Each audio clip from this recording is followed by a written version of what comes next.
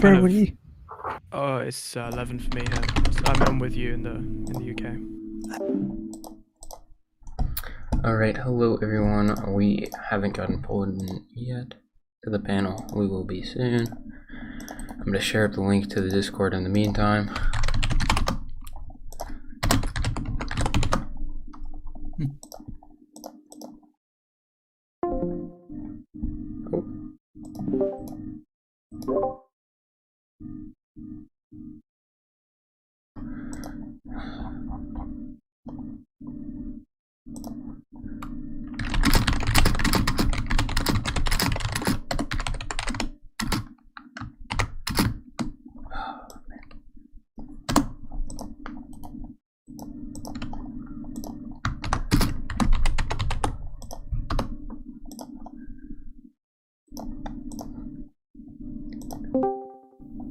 Australian possums.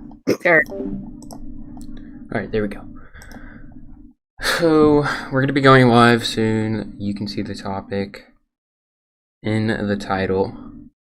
It's how important are online politics important. Let me pull chat. Let's see. Okay, cool. Everything is good. Alright.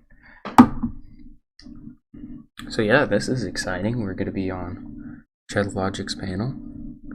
We're going to be pulled in any minute now, I believe, because we're supposed to be in there on the hour, so about 2 minutes.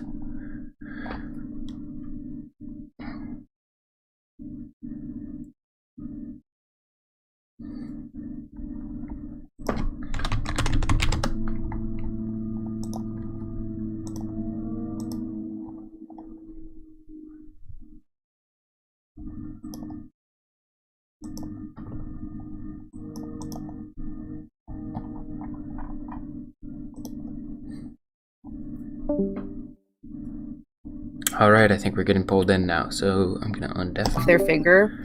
And so they had like all these safeguards in place that weren't there before to prevent that from happening again. That makes perfect sense.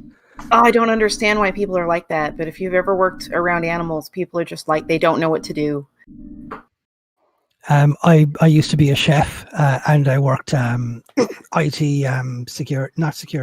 IT repair. Not a one-to-one, but just people not having a clue what they're doing. I'm familiar with that. Yeah, people, I don't know. Like, I feel like people are just curious, and their curiosity gets the better of them, and they just don't think. Yeah, no, you just summed it up perfectly there. I watched a man stick his fingers through a cage grate and stick his finger into a lion's nostril. Okay, well, we're not in quite yet.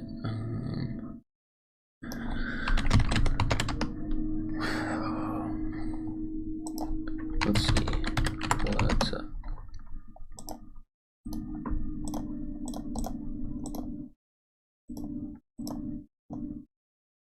PM Eastern now, right? 6, 7, 8, 9, 10, 11. Yeah, cool. Okay. Right, let's bring the first panel on then, okay? Okay, yep. Hello. Thanks, Zoomer Nation. Hello. Hi. How's everyone doing? Pretty good. Good. Hello. Excellent. Okay, good stuff. So, just to explain, we've got a topic to discuss. We're going to talk about it for an hour, and then we're going to move on to the next panel. So we've got an hour to flesh out the topic in whichever ways we like. But before we get into that, what I'd like to do is just give everyone an opportunity to introduce not only themselves, but also whatever content it is that they want to shill or promote. So, Elliot, do you want to go first? Yeah, sure. As you might have heard, my name is Elliot Dawson, she, her. My YouTube channel at this time is called And Our Nation Propaganda. I make videos about all sorts of things, mostly anything that interests me in any given 2-week period, such as the production chains, resources, and labor it takes to make cheap garbage toys like Light Brights, or analyzing what Full Metal Alchemist has to say about concepts such as state and revolution.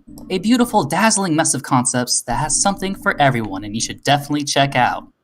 You can also follow me on Twitter at Elliot Dawson, yes. Brilliant stuff. Okay. And if you want to put any links in my stream chat, please do. That's probably the easiest way. And then I'll collect them from you for the YouTube clip later on this week.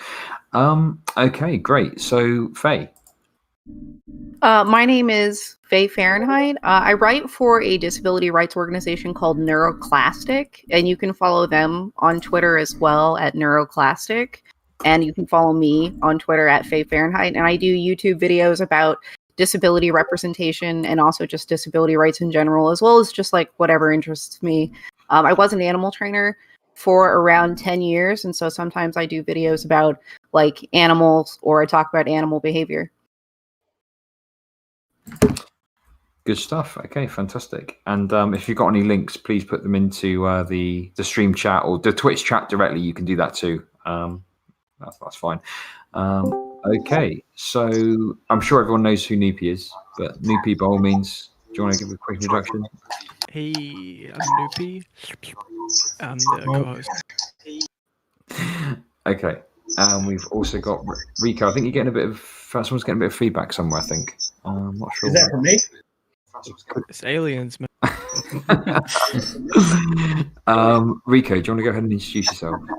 Yeah, well, no problem, no problem.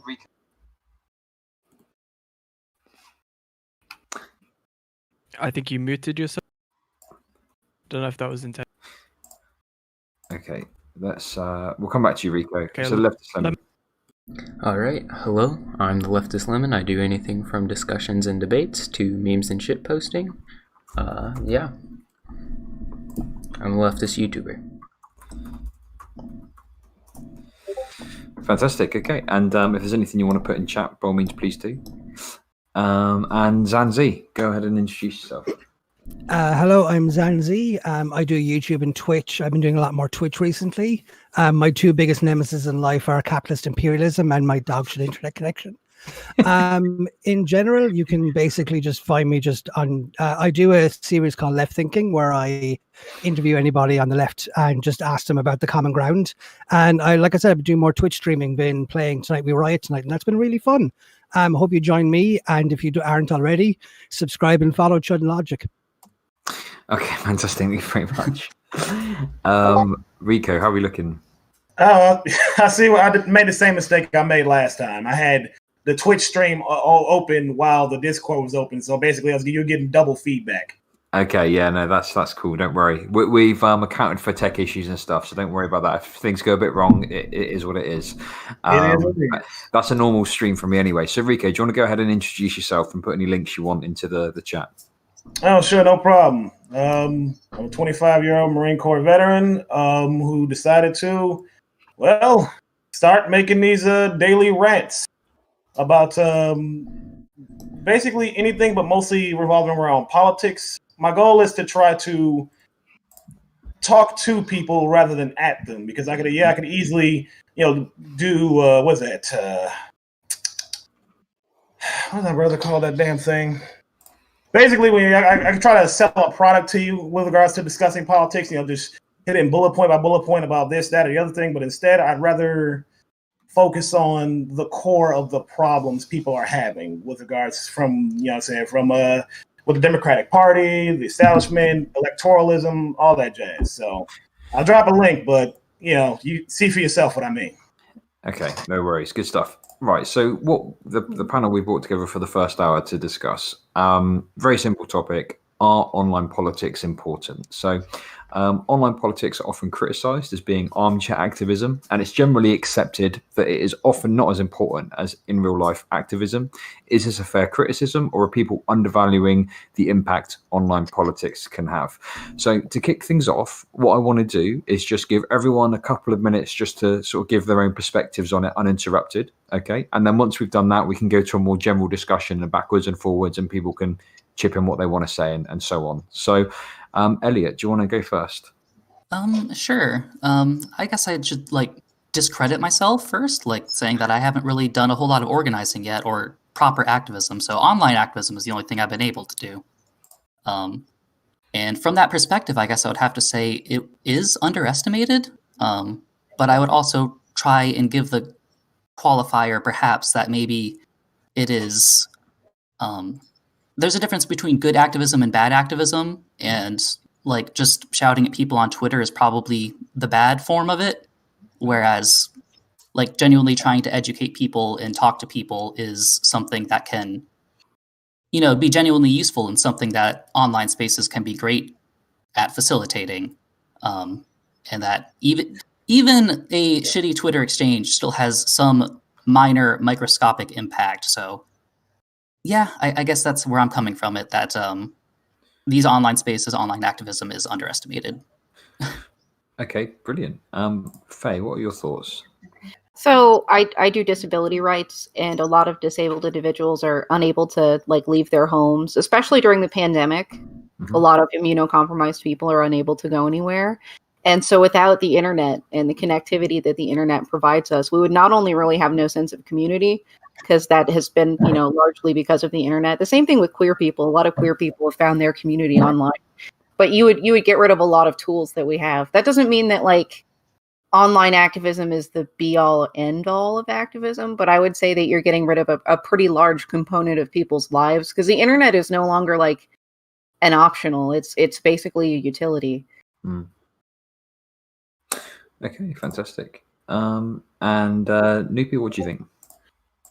Okay, yeah. So I don't have a particularly informed opinion, but just my observation would be that online activism is in some sense kind of unappreciated, but then you also have to consider what constitutes activism online. Elliot said, just screaming at people on Twitter isn't really activism. But I mean, whether you're having a one-on-one discussion with someone in real life, which can be very effective, or online, I mean, it's kind of a similar deal, right? I mean, you have the kind of inner workings of social media, which kind of mediates the exchange and can sometimes, like on Twitter, get in the way of constructive conversation. But there's definitely an avenue for changing people's minds online. I do think that in real life activism is generally more effective, although there are definitely some kinds of online activism which are more effective than in real life activism. So I think it's kind of a mishmash, and it really depends on what you're trying to achieve, what your goals are, and the methodology. So yeah. Brilliant. Okay. And Rico, what are your thoughts? Yo, sorry, like I said, I'm gonna mute myself every time, when y'all are talking, so y'all don't catch any the background noise going on in my place right now. That's all good. But yeah, I'm in agreement with especially with the first two people that spoke, because there's a lot of value in educational activism, I would say, because what got me into a lot of leftist spaces was online leftists educating me on things that I genuinely didn't know about. That's what's moved me further and further left. So there's a lot of value in that. As well as what the second person has said with regards to keeping people connected, especially now during COVID-19, where we're due to not being able to go around each other. There's a huge without the internet, it'd be a huge disconnect, and I would imagine increased panic and uncertainty. And then finally, I would what I say is especially valuable online activism is we take that a step further. This is something I've been doing now, is that I go out of I make sure in every other video to tell people that there's more to the politics than than just voting, than just going online and sharing articles and this, that, or the other thing. We need to actually be doing something, either volunteering with a food bank or with your local disaster relief alliance or whatever, or your local and state politics. I would say we need to emphasize that more and more, that we need to do whatever we can, no matter how small. If we're not doing that, then yeah, it's basically just armchair activism. Okay. And the leftist lemon, what do you think? Yeah, so I think that online politics are extremely important in the ways which they carry over to our real life politics.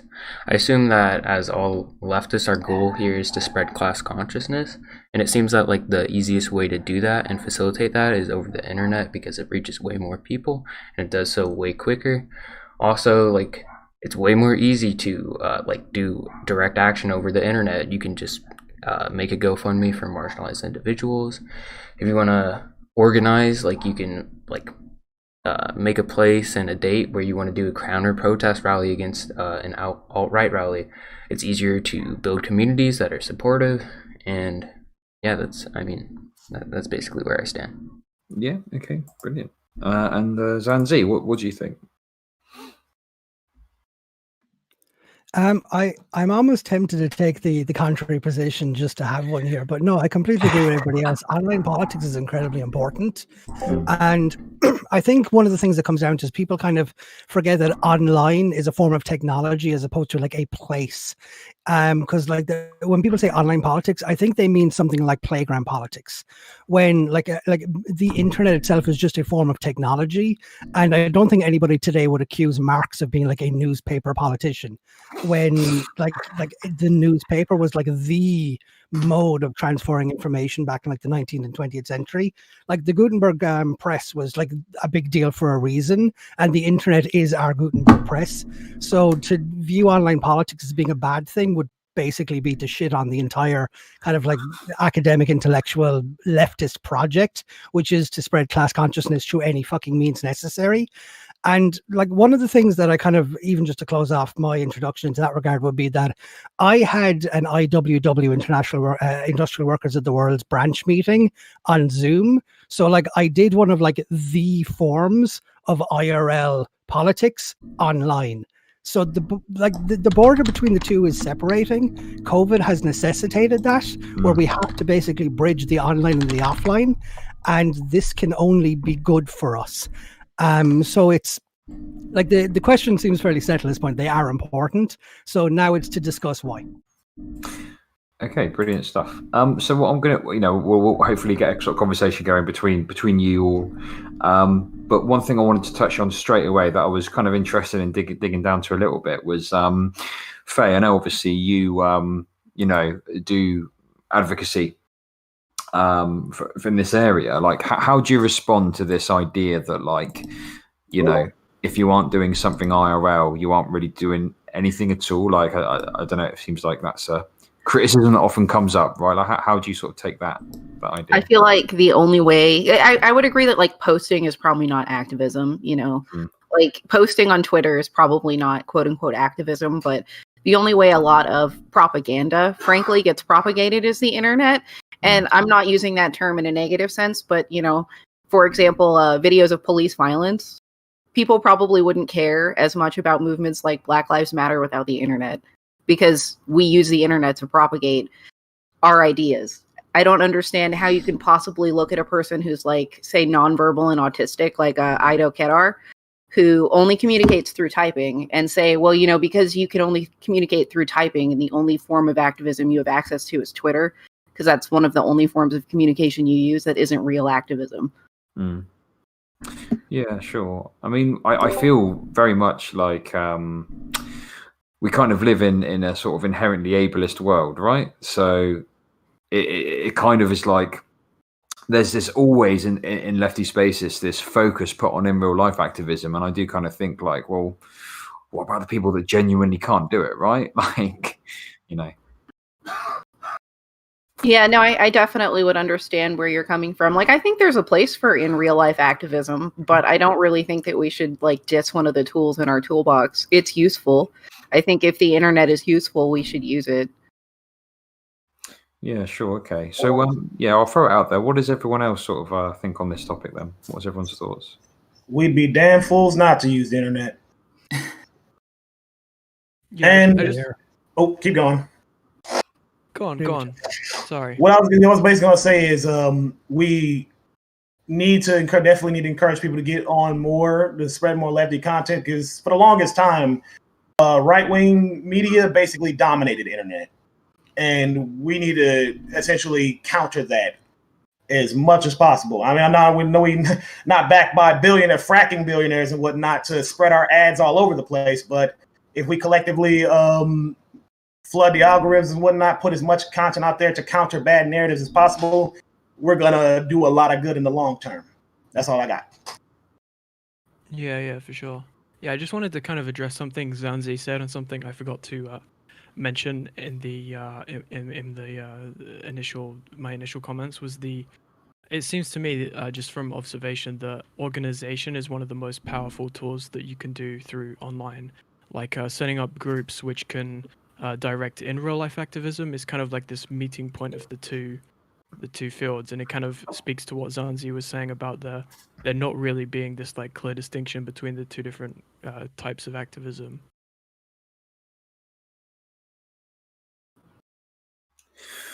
Yeah, Zanzi, what are your thoughts on that? I don't have a huge amount to add on to that because I completely agree. One thing, adding on to things that were previously said, the distinction between doing things online activism. I sometimes think that we fetishize the concept of activism without understanding that it's not all there is. A key component of the leftist project is agitation. To use an example of like candid body cam footage of police brutality, retweeting that on Twitter, while not activism, is an incredibly important process of agitation because that can radicalize somebody, and that is actually one of the few examples that could shake a liberal's faith in like neoliberal capitalism. So that act of agitation is so important that only the internet really gave us the power to do. Mm-hmm.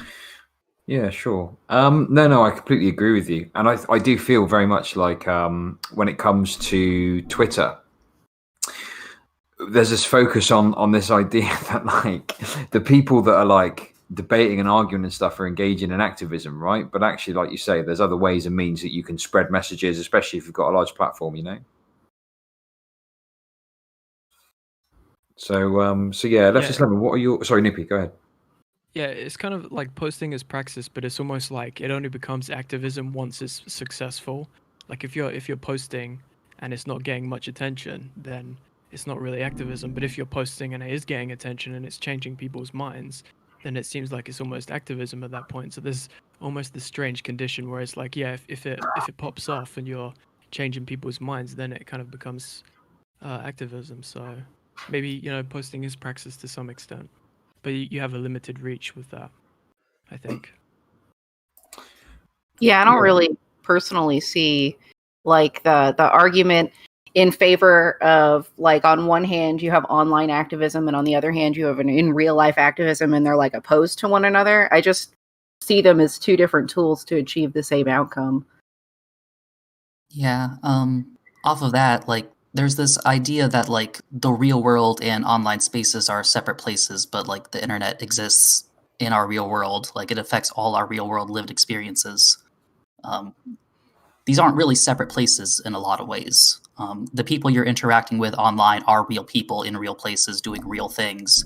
And if you can reach them and organize them and call them to action in various ways, you are having a real material political impact.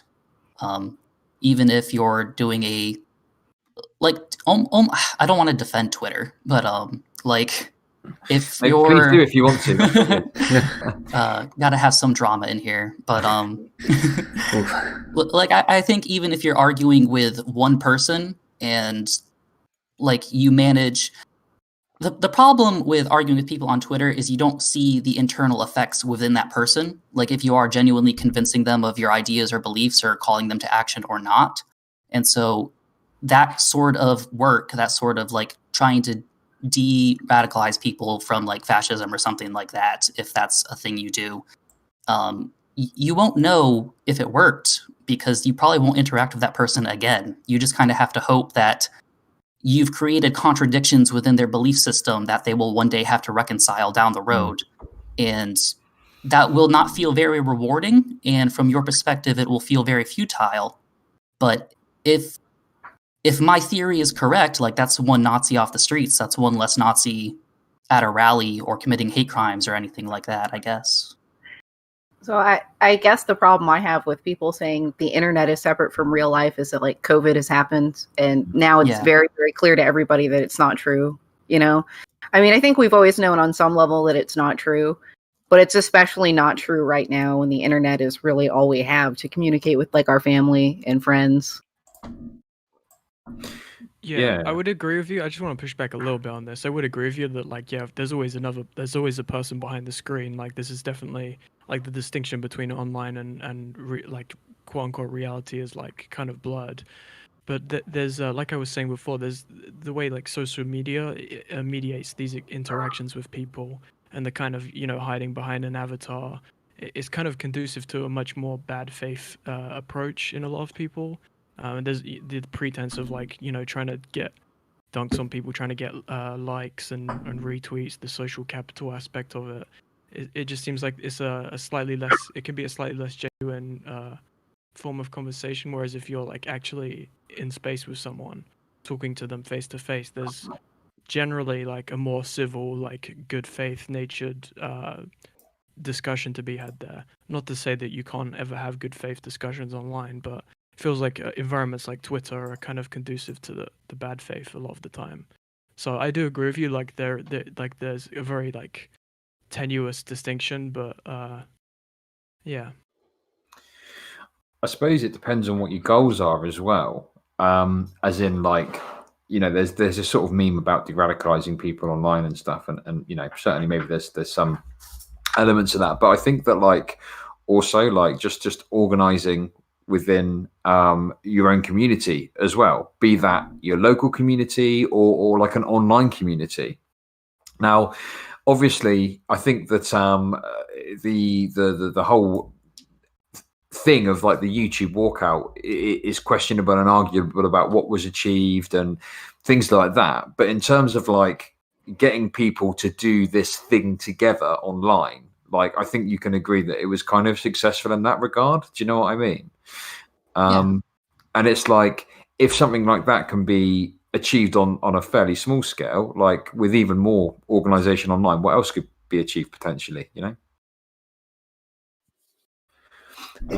So yeah, what I'd like to do is sorry, Nipi, go ahead. Yeah, that's kind of what I was saying about the internet being an incredibly powerful tool for organization. It's kind of like you can cast a really wide net and pull in like hundreds of thousands of people on your Twitter group, and then you can redirect them to protests and to or just online forms of activism as well. So definitely the internet is an incredibly powerful tool for organization. In fact, like in terms of like rallying people together and getting information out there, online is way more effective than in real life. That's why like so many extremist groups use the internet to radicalize people, is because it's incredibly effective at spreading misinformation or factually true information, and organizing those people behind certain motivations. So there's definitely a lot of truth to that. Okay, cool. So we've spoken quite a bit about like Twitter. I kind of want to open it up a bit to talk a bit about probably the biggest arm, I'd say, in some ways, of popular online activism, I guess you would call it, which is kind of LeftTube or BreadTube. What does everyone think about BreadTube as a force for good or pushing leftist ideals online? I feel like it's the only real way You're to doing all effectively right. utilize As it. long as y'all, keep going. Oh, sorry. To effectively utilize platforms like YouTube is as almost a purely educational force. It's very difficult to call people to action from a YouTube video other than to like, comment, subscribe, or things like that. Or just like direct them towards a protest or something like that, because it's a very one-way form of communication that you can't really. Ouch! Whoa! What the? Ah, shit! We're under attack. Sorry, please continue. I'm telling you, it's aliens. Sorry. Yeah. But I don't know. I think even though the only way I do anything is through YouTube, I understand that I feel very limited in my range of actions because it is a one-way conversation in which I am talking to an audience, but they can't like really effectively respond in any meaningful way. Yeah, sure. So the leftist lemon, obviously you have got a kind of small YouTube following so far. How have you found kind of dipping your toe into this sort of stuff and the online space and whatnot? Like, what are your thoughts on this? Yeah, I mean, wait, I'm sorry. What's going on? Oh, sorry. I was wanting the leftist lemon to Oh, chip in okay. But you can I give your missed that part. perspective too. But it's all good. So, F7, what are your thoughts on? Yeah, I mean, I think that BreadTube and all of that is probably overall good if it de-radicalizes alt-righters and radicalizes them into leftists. That's probably a good thing. The one problem that I do have with BreadTube is that there seems to be a hero problem where people form heroes where they just kind of agree with everything that the content creator says and they don't really challenge it. They're just like, oh, my favorite content creator said this, so I'm just gonna believe that now. They don't do any more research into it whatsoever. So I don't know. That's kind of one problem I have with it.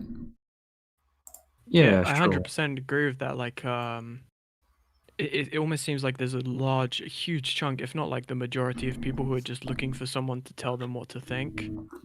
And that would explain like why people are moving so much across the political spectrum, right? And we kind of need more emphasis on like critical thinking, which is incredibly difficult to do, of course. But I 100% agree with you there. There's this kind of hero complex of these figures who are kind of elevated to this unrealistic status.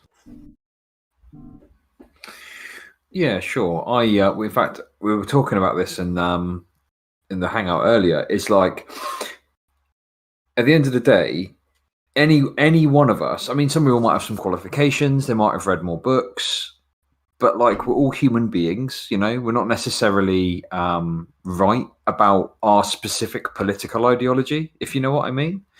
There could be like a slightly different flavor of leftism that makes more sense to someone, or something like that. Hear me clearly? Yeah, we can hear you. Sorry about all that. Like I said, Mike. You're fine, Rico. What are your thoughts on kind of BreadTube and the utility of BreadTube?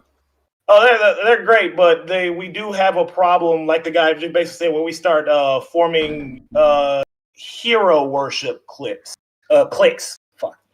And that end, like you said, basically they're there for somebody to think for them, and they start agreeing with literally everything, no matter what they say, even when they're clearly in the wrong. And one big thing I really think we should be stressing too is which is a big thing for me, is do not defend me.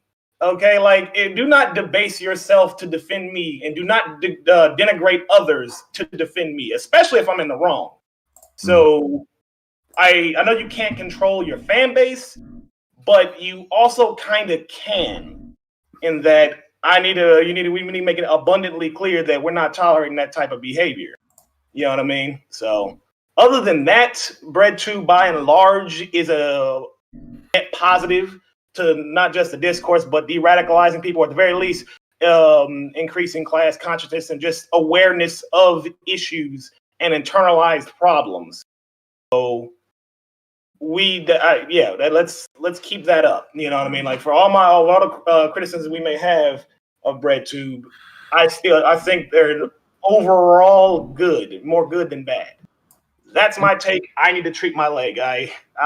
No worries. You sort your leg out, okay? And I'll throw it over to Zanzi. I mean, what are your thoughts on the sort of hero complex or people going out of their way to defend their favorite BreadTuber? The styling is just... I don't have a superfluous for it. It's ridiculous. It really shouldn't be happening. And it speaks to like a big problem that I have in general, that liberalism tends to instill amongst a lot of people. And that's to kind of like outsource your own thinking onto somebody else. The Ron Pauls, ironically, the Dave Rubins of this world, all of these different people serve that role on the right. But part of that issue is that the right is perfectly willing to kind of elect their intelligent thinking man to do all the thinking for them so that they can practice falling into line. And I wonder that we don't realize that we might be doing the same thing, because like one of the biggest pro for me about BreadTube is that it is a beautiful, concise introduction to leftism. But then you end up having these little factionalized communities and groups where you then end up in a situation where you have loads of people arguing the classic, well, that's not real leftism, when we're dealing with introductory details like that. If you were to ask me, like the prominent BreadTubers, if you were to ask me what their politics are, my honest answer is I've no idea. They teach an introductory course. I don't think they've ever gotten into their politics yet. And that upsets a lot of people.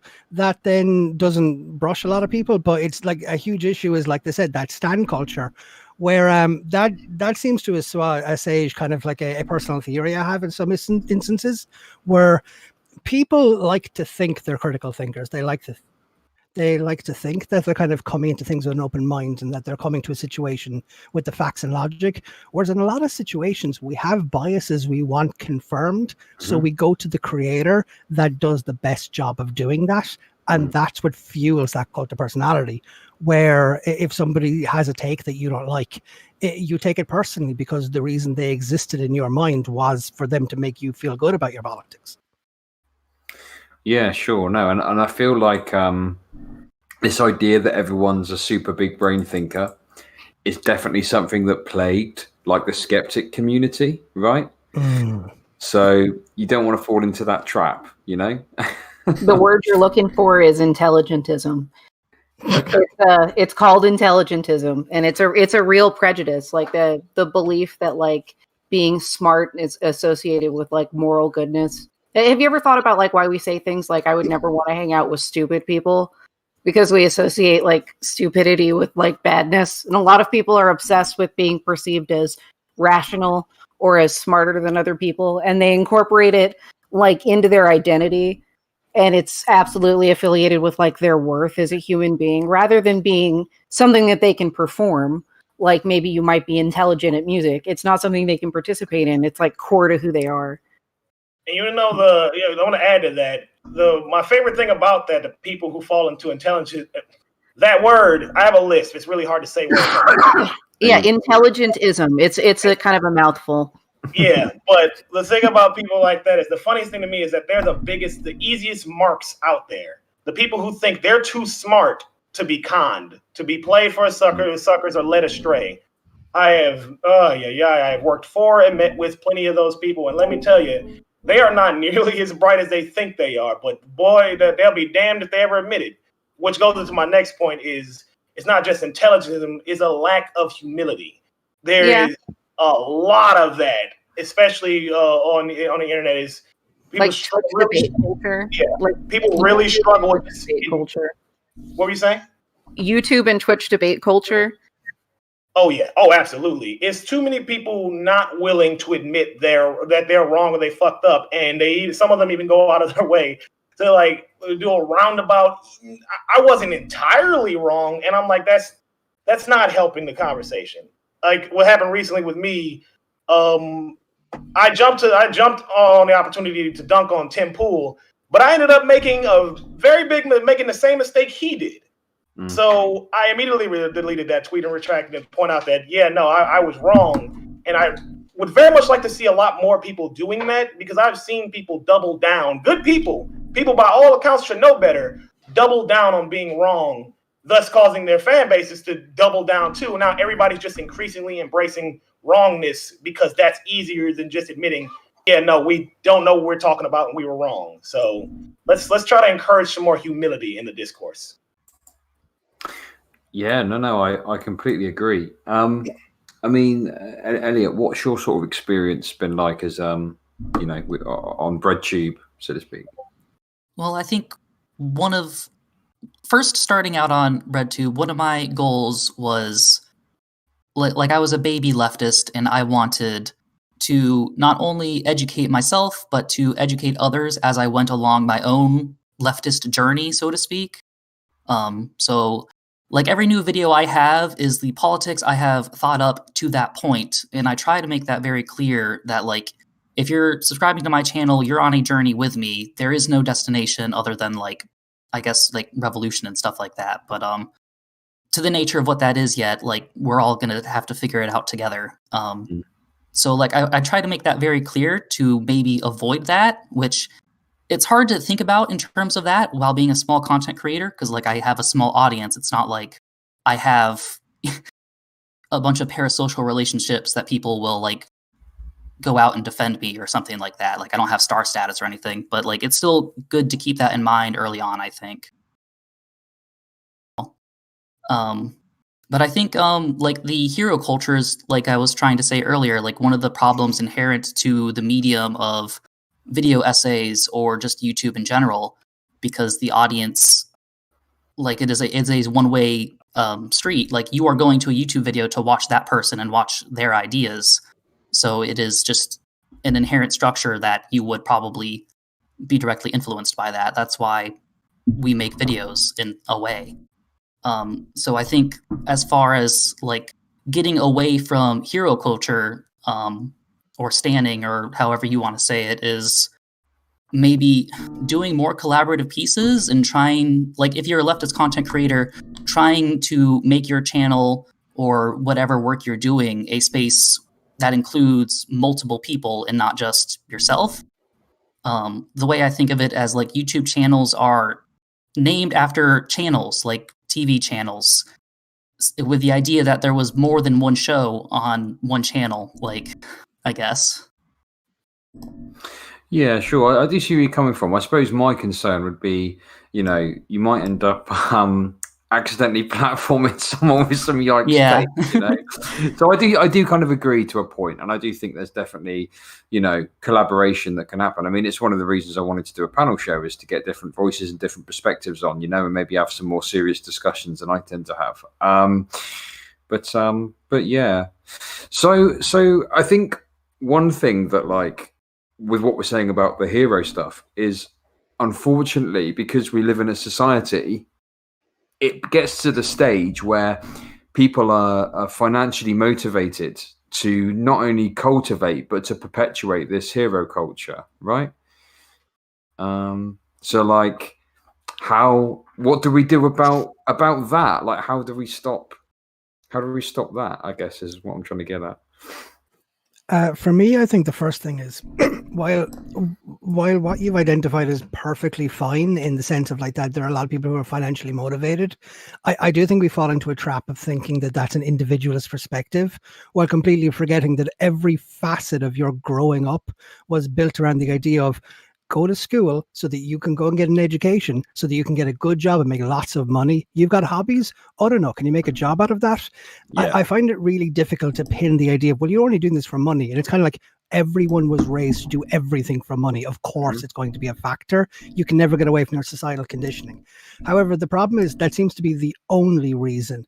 And I think it ties back into that intelligentism concept, where that it's, if you can completely impugn somebody's reputation as kind of like a giver of information, and say to them that, well, you're not really intelligent. You're just framing this in such a way so as to kind of, make it sound intelligent. Because, like, it's slight different topic, but it's Curio made a fantastic video called The Aesthetics of Intellectualism, pointing out how the likes of the Dave Rubins, Jordan Petersons, and Ben Shapiro's do this, where that they present the allure of intelligent, make their audience feel intelligent, rope them in while giving them nothing of substance. I worry sometimes that I might see something very similar kind of surrounding these cults of personalities in left-wing spaces, where how often would you see somebody quote a quote from, like, Marx, Lenin, Kropotkin, whatever, where the context in which they've used it. They've never actually read the damn text. I'm going back to university to study philosophy so that I can start using these things correctly, because it matters to me. But sorry, go on. I have something I'd like to add.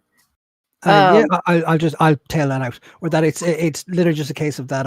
I think we need to stop trying to look good and instead just kind of be good. If we're using a quote, use it in its context, and the Amen point to that is to one, make sure that it's. I'll finish off. Go on. Yeah, So sorry. you're talking about, like, Go the commodification of hobbies, and how you have to always link your worth to your productivity, and your worth to your ability to produce, like, output. Yeah, pretty much a lot of what I do with my activism is oriented around that, because guess who can't work? Disabled people. Yeah. I had a brother who I was the caregiver for. He was intellectually disabled and terminally ill. And he actually used to try to hide his intellectual disability from other people, because he knew that people would judge him if they thought he wasn't, quote unquote, smart. He was actually pretty brilliant, though. So, like, he couldn't read or write, but he was very musically gifted. He could play the electric guitar without ever having been taught. Like, he would just listen to the song once and he would be able to play it.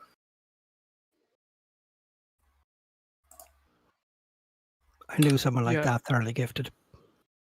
Yeah, he was one thing I creepy. think One thing I think is important to remember is that just because somebody's knowledgeable on one particular issue doesn't mean that they're knowledgeable on every issue.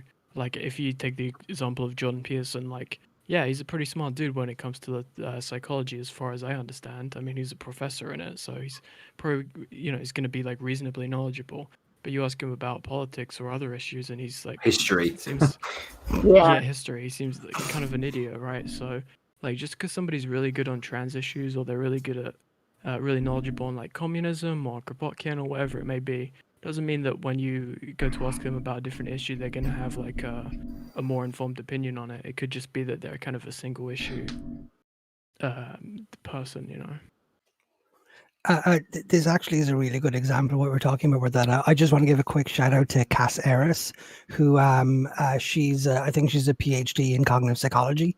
She did a complete deconstruction and dismantlement of Jordan Peterson because she shares his field of expertise in psychology, and basically said that his entire psychological education and application of his theories is completely compromised by his just absolute obsession with Jung, where we see that he's a professor and we assume he knows what he's talking about, where it's that presentation of I'm smart, listen to me, when he can be spouting utter fucking bollocks and nonsense. Yeah, sure. No, absolutely. I mean, does anyone kind of foresee any, like, I worry sometimes with some of the stuff I see on Breadsheet, people that kind of take themselves quite seriously, and I don't know, I can't look into their brains, but it feels very much like they consider themselves like the next Marx or Kropotkin. Like, does anyone else get that vibe from certain people? Yeah. This isn't the drama stream, so we won't be naming any names, but certainly, yeah, go ahead. People need to Just a remember. heads up, I'm black a little bit. People need to remember that YouTube is entertainment. Like, yes, you can use it to quote unquote change people's minds if we want to do the marketplace of ideas bullshit, which, we could talk about that another day. But like, aside from using it to change people's minds, you do have to remember that it's an art form and that it's basically just entertainment. But people treat it like it's not entertainment. People treat it so seriously, and they become so attached to these creators, and they form these like toxic parasocial communities.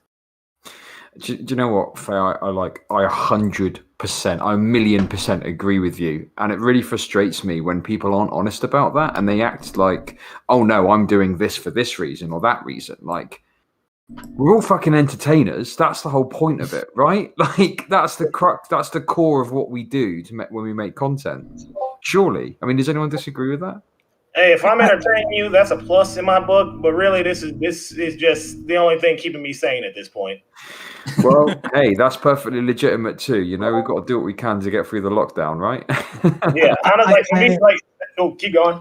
I guess I think a lot of YouTube does fall into the edutainment category, where it's like educational content for the purpose of absolutely. But like, aside from information giving, it's not the same thing as activism. YouTube is not the same thing. No, not at all. Activism.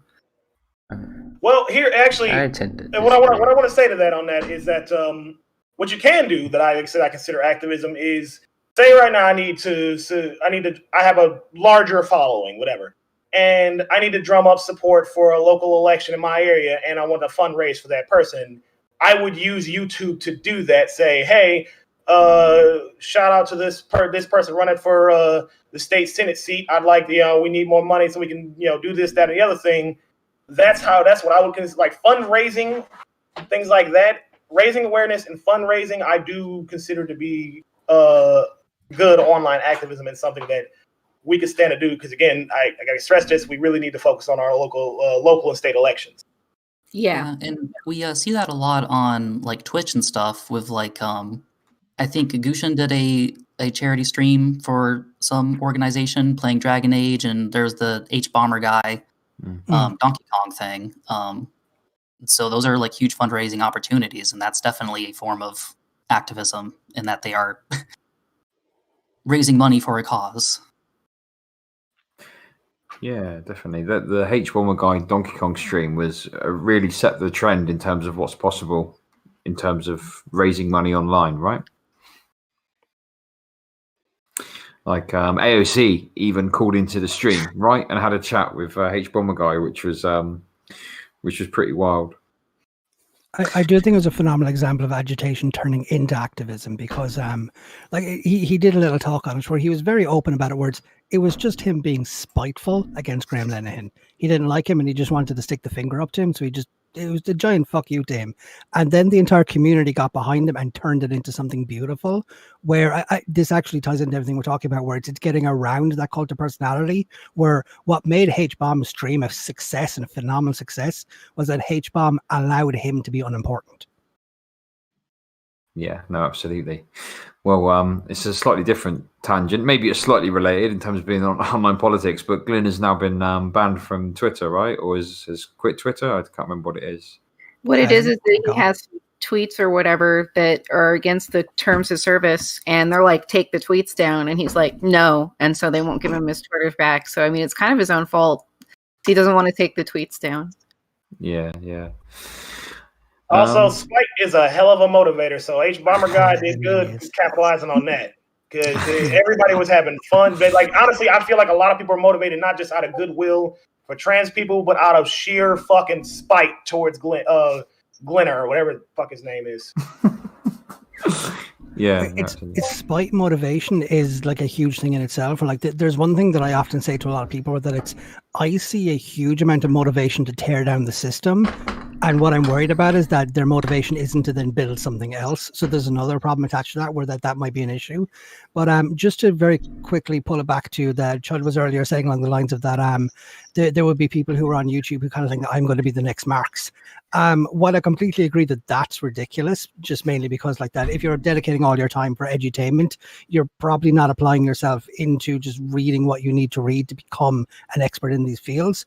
However, people on YouTube act the role of kind of the passionate lecturer, the passionate teacher, where the YouTubers may not be the next Marxist, but the next Marx may become so because they watched one of these videos. Ah, that's an interesting perspective. Okay, so and I want to add on that actually. Like is what your concerns are absolutely important because I've been trying to stress that there's a lot of people who are motivated by spite. Like just prime example is Bernie voters who want to fuck electoralism, down with the system, yada yada yada. And I've been really hammering on this, and I'm like, and then what? What is what is your alternative? I see like you feel good spiting or dunking on or calling out the establishment Democrats. I'm like, or some of them even going so far as to call out Bernie because he's working within the system that it's still there whether we like it or not. But there's no like spite ain't enough. What is your alternative? What are you guys doing after that? You know what I mean? Like spite is good, but that can't be where it ends. Another Bernie or Bus panel? No, it's all good. We're gonna just gently steer away. It's fine. We mentioned that obviously, but the answer to that I keep hearing is read Lenin's State and Revolution. So have you Zanzi? Have you read State and Revolution? Oh God, no! I'm not a student until September. Give me my freedom. Okay. Only on the internet, only in the extremely online community could you be having like a normal conversation with someone, and then they would tell you to go read some fucking tome, like it's a million pages. I'll very quickly give you like a personal. I'm gonna laugh in your face. Yeah. Like I'll very quickly give you like a personal one for myself for that. I was playing the original Final Fantasy VII and I was playing through it and I was kind of like, Jesus, there's some interesting things here. So I got in touch with one of my theory friends and said, hey, I'm noticing this. And they said, if you want to know more about this, and he just said, read Louis Althusser. So I read more of it and now all of a sudden I'm obsessed with his writings and I need to learn more. I accidentally ended up reading a French philosopher because I found something interesting in the game. Presenting things, rather exactly what you're saying, rather than just saying, hey, go read Althusser. If they had said that, I wouldn't have. Whereas I spotted something interesting and then somebody tied that to something I was interested in. I think we need to do that. Tie theory to things that people are passionate about. Yeah, sure. I don't know. I kind of, I kind of feel this meme of like, you know, like Faye sort of said, like go read this fucking massive tome of like from some, you know, dude that's been dead for like 100 years. Like, yeah, it might have some valuable insights or whatever, but like You the probably amount of him in, I'm just saying. Or some like they always are like some like crusty old racist or some shit. Sorry, not to interrupt, but it's always some like dude who was very wise, except for the fact that he was racist. yeah, it's just kind of a bit cringe, you know. And the other thing I think as well is like, you know, I think back to having worked amongst the fucking working class for 10 years, and I could probably count on one hand the amount of people in that time that would bother to go and read a fucking book if you recommended it to them, if it was like fucking Lenin or whatever. Do you know what I mean? Yeah. I'm not a big reader myself. I try, I get bored. I have a really fucking short attention span, but I can listen. But yeah, you tell me to, hey, read all this first before we have this conversation. That's not my thing. And the thing is, you need to be able to speak past like this. What I value is not so much as reciting specific things from a book or whatever, but being able to understand the root of what the problem is with that person. Like, I understand the frustration and contempt that people feel towards, say, the Democratic Party and its establishment. So I try to speak to that frustration and contempt. I'm not at all going to try to speak about, I don't even have to defend the establishment to do that. I want to focus on what's the pain in your heart, your emotion. Because I know people would prefer to logic over emotion, but I'm sorry, emotion comes first. It really does. People's motivations, how they think and feel, how they're going to do things. Their motivations are going to take front and center, and that's what we should be striving to speak to, or at least that's what I strive to speak to. You all do what works best for you. Yeah, no, of course. Okay, so yeah, I think what we're going to do is we're going to start to sort of wrap things up. Probably the best place to start is first of all just to say to the first panel to come on. Thank you very much for joining me to discuss this topic. What we're going to do is we're going to go through each person. We're going to put your links in chat, and I want everyone that's watching to click on the links, to follow, to subscribe, whatever it is, and show some support to these people and go and check out their stuff. Okay, so we'll go from the bottom up this time. So Zanzi, do you want to go ahead and start us off with that? Look, did you very quickly? What am I doing? Just chilling. Oh, just chilling. Hi, I'm Zanzi. I'm an Irish Republican socialist. That tends to confuse Americans. I'm a Republican. It's a good thing. Yeah, that's fun. I do Twitch and YouTube. I basically just rant about socialism and why it's a good thing and why capitalists are evil. I'm playing Tonight We Riot, which is fun because you're leading a worker revolt against fucking evil capitalists. It's very fun. Come join my community. It's a lot of fun. I'm posting my link now. Bye-bye. Brilliant stuff. Okay. And the leftist lemon. Do you want to go ahead and shill yourself a bit more? Put any links into Twitch chat? Yeah, for sure. Again, I'm a leftist YouTuber. I do debates, discussions, and also memes and shit posting. You can get it basically all at my channel. Cool. And yeah, just stick a link to your channel in the Twitch chat there if you can. Good stuff. Rico. Yo. Hey, all right. So, like I said before, I'm a 25-year-old Marine Corps veteran. I don't have any such label to get. Like, I'm on the left, but as far as distinctions go, I genuinely don't give a fuck. So, call me whatever. I talk. Like I said, my goal is to speak to your frustrations, to what the root of the problem is with our society and collectively and us individually. And if that's what you're into, come give me check out my daily rants. I do at least one video a day, usually first thing in the morning after my morning workout. So see you there. Cool. Okay. And Faye? Hold on just 1 second. Yeah, no worries. Yeah, so I'm Faye Fahrenheit. That's my Twitter and my YouTube handle. I do a lot of like representation style videos, or I have those kinds of things in the works. And so, speaking of how like textbooks and stuff like that are inaccessible, I try to make things a little bit more accessible to people. and I wanted to explain things to people that they might not be familiar with, because pretty much nobody on the left is talking about disability rights issues, unfortunately. And on Twitter, I talk a lot about the COVID situation with disabled people. And I've talked a lot about stuff like autistic conversion therapy and restraint and seclusion and other like human rights violations and stuff like that. But I also post a lot of memes on Twitter. So it's like half sad stuff and half funny stuff on my Twitter, just as a warning if you follow me. The perfect combination.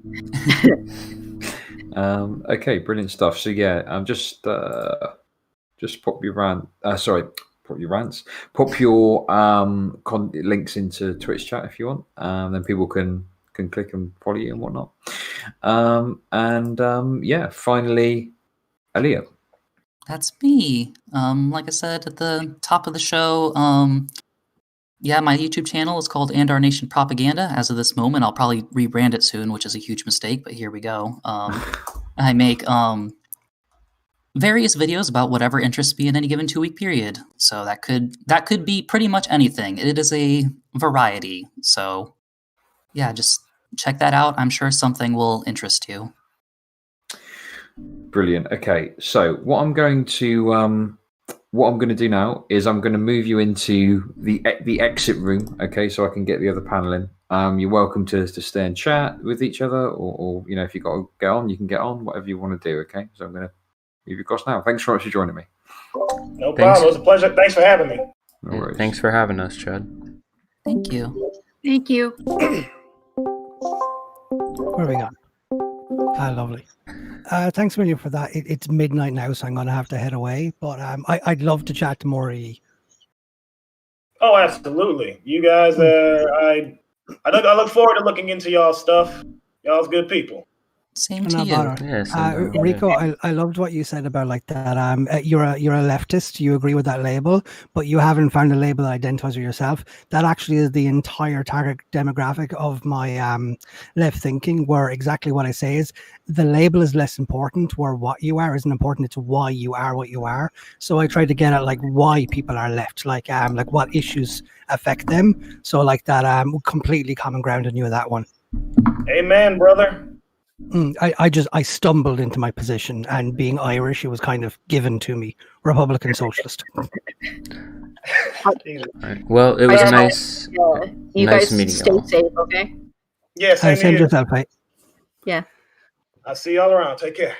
Bye-bye. Bye-bye. All right, y'all. Well, that's it for the panel.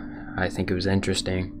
I understand that we didn't get a lot of people coming in, but hey, we hit 6 people at one point. That's pretty good. Anyways, I hope that those of you, the ones in the chat right now, I hope y'all enjoyed. If you didn't get to watch the whole thing, it's okay. You can go watch it back as a video. But yeah, I think it was pretty fun. Thanks to ChudLogic for having me on. If y'all don't know who ChudLogic is, go look up ChudLogic on Twitch, follow them. It was a good opportunity, and I'm very happy that they allowed me to have it, so that's cool. Yeah, that's all I got. Anyways, see y'all. Have a good one.